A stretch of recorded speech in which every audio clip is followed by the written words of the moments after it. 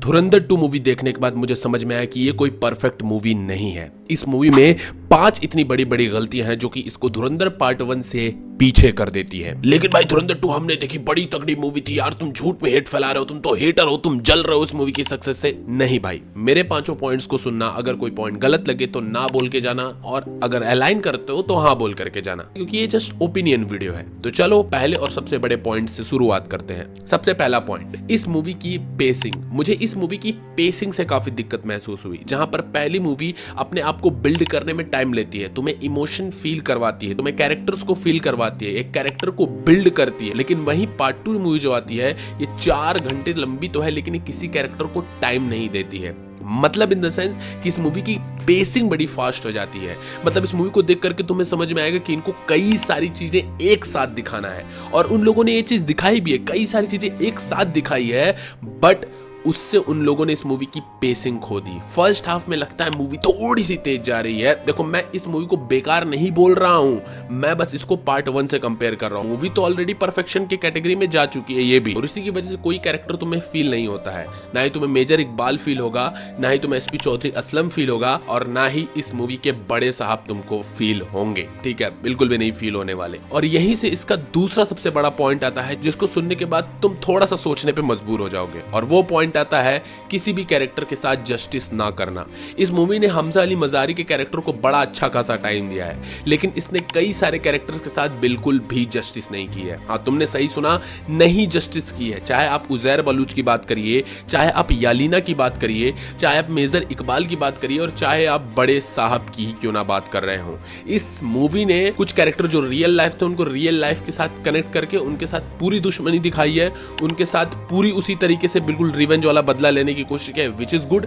But कई character को इन लोगों ने वेस्ट कर दिया, मुझे ऐसा फील होता है। जैसे उजैर का इस मूवी में कोई सीन नहीं था, बस उसे एक विक्टिम की तरीके से केवल बेवकूफ बनाया गया, उसे एक बेवकूफ गधे की तरीके से शो किया गया है। रियलिटी में उजैर बलोच के बारे में जाके पढ़ना आप लोग, बहुत ही ज्यादा खतरनाक कैरेक्टर था वो। मैंने वीडियो भी बनाया उजैर बलूच के ऊपर, जो कि इस मूवी ने उसके साथ जस्टिस नहीं की, ना ही यालीना के साथ जस्टिस की। इन लोगों ने कुछ भी उसके साथ सही नहीं हुआ। वहीं एसपी चौधरी असलम की बात करें तो वो भी कैरेक्टर बस स्टार्टिंग में आता है, और मेंटेन करने के बाद 4-5 लोगों को मार देता है, फिर वो आगे क्या करता है। किसी भी एक अच्छी और परफेक्ट एंडिंग तक किसी कैरेक्टर को ये लोग नहीं ले जा पाते। वहीं हम मेजर इकबाल की बात करें तो उस कैरेक्टर को इन लोगों ने फील कराने की कोशिश की है, उसके पर्सनल लाइफ को दिखा करके, लेकिन उसमें भी ये लोग कहीं ना कहीं थोड़ा सा फेल हो जाते हैं। मेजर इकबाल के लास्ट वाला फाइटिंग वाला सीन हो, चाहे उसको पर्सनल लाइफ फील कराने वाला सीन हो, उसमें ये लोग फेल होते हैं। वहीं बड़े साहब की बात करें तो उसके बारे में बात ही नहीं करना चाहूंगा। मूवी देखोगे तो खुद जाके डिसअपॉइंटेड होगे बड़े साहब के कैरेक्टर से,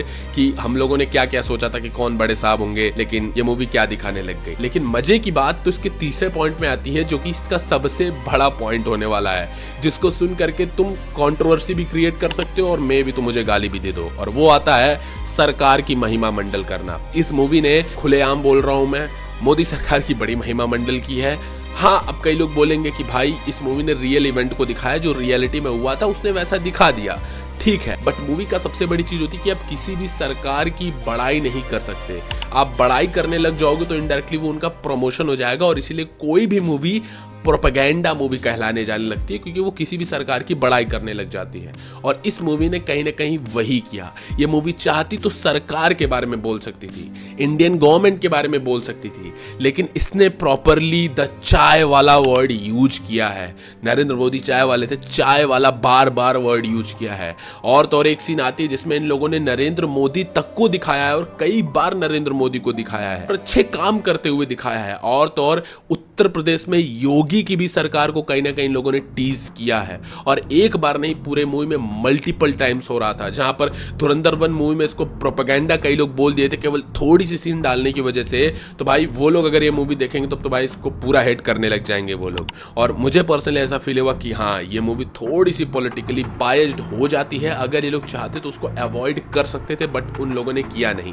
अब देखो, ये सबका अपना ओपिनियन है, लेकिन मुझे लगा कि this is not good thing, कि भाई तुम किसी भी पार्टी की तो पढ़ाई नहीं कर सकते हो ऐसे। इसका मतलब तुम प्रोपेगेंडा फैला रहे हो। मेरी पॉलिटिकल आइडियोलॉजी क्या है, आप लोगों की पॉलिटिकल आइडियोलॉजी क्या है, आप किसको सपोर्ट करते हैं, मैं किसको सपोर्ट करता हूं, दिस नॉट मैटर्स ना। मैं यहां पर किसी सरकार को हिट करने आया हूं, मैं बस इतना बता रहा हूं कि किसी भी सरकार को मूवी में ला करके उसकी बड़ाई करना is not a good thing. Indian government भी बोल सकते थे या फिर तुम कोई और टर्म यूज कर सकते थे जैसे बाकी मूवियां करती हैं, लेकिन तुमने डायरेक्टली ये रास्ता पकड़ा। चौथा और मूवी की स्टोरी का सबसे इंपॉर्टेंट पॉइंट आता है जो कि है इस मूवी की स्टोरी।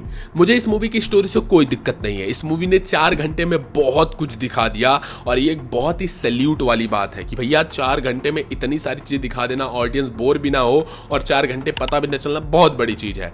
बट इस मूवी में जो स्टोरी चलती है वो स्टोरी इसको थोड़ी सी मास मसाला वाले जोन में लेकर के चली जाती है।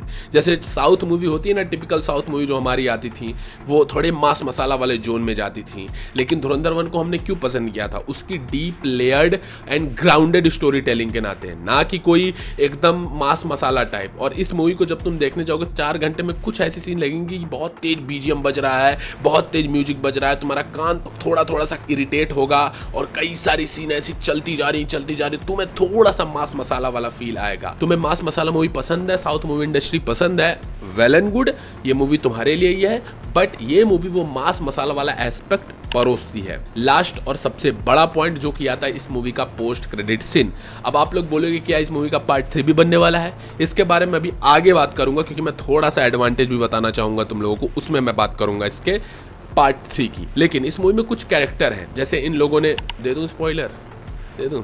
चलो ठीक है, दे देता हूँ। इस मूवी में एक कैरेक्टर है जो कि पोस्ट क्रेडिट सीन में भी आता है और लिटरली बताऊं इस मूवी का पोस्ट क्रेडिट सीन में रुकने लायक बिल्कुल भी नहीं है। तुम मत रुकना पोस्ट क्रेडिट सीन में। इस मूवी में पोस्ट क्रेडिट सीन है बट वो किसी लायक नहीं है। वो 1 घंटे भर की स्टोरी को आगे नहीं बढ़ाता, तुम्हारा टाइम वेस्ट करवाता है और तुम्हें फील होता है कि इन लोगों ने मेरा टाइम वेस्ट कर दिया।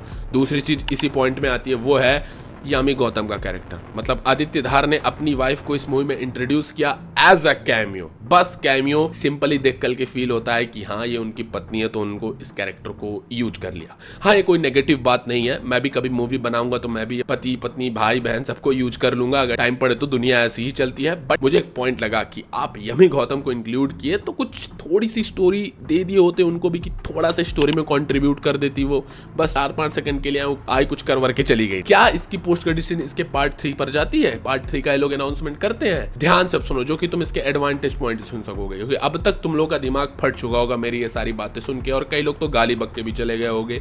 लेकिन इस मूवी की स्टोरी को इग्नोर करना इम्पॉसिबल है। ये मूवी 2026 की one of the best movie बन चुकी है। इसको कोई इग्नोर भी नहीं कर सकता कि 2026 की सबसे बेस्ट परफॉर्मिंग मूवी ये बन जाए। दूसरी चीज, इस मूवी की पेसिंग इतनी ज्यादा टाइट है कि तुम्हें 4 घंटे मूवी फील ही नहीं होती। जैसा मैंने शुरू में बताया कि 4 घंटे नहीं फील होने वाली, कि मूवी 4 घंटे के फर करके खत्म हो जाती है मूवी।